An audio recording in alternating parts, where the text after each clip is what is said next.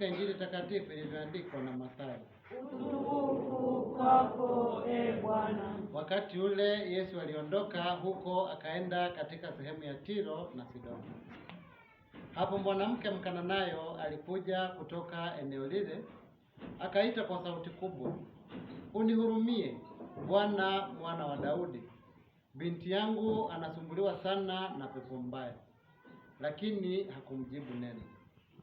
Wafuasi wake wakamwendea, wakamwomba wakisema, "Mwache aende zake, kwa maana anatufuata kwa kelele." Akajibu, "Nimetumwa kwa kondoo wapotevu wa nyumba ya Israeli tu." Naye akaja akamsujudia akasema, "Bwana, unisaidie." Akamjibu, "Si vizuri kuchukua chakula cha watoto na kuwatupia mbwa." Naye akasema, "Ndiyo Bwana, lakini hata mbwa hula makobo yaangukayo katika meza ya bwana wao." Hapo Yesu akajibu akamwambia, "Mama, imani yako ni kubwa, utendewe kama utakavyo."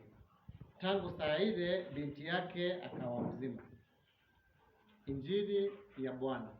Sifa kwako, Kristo.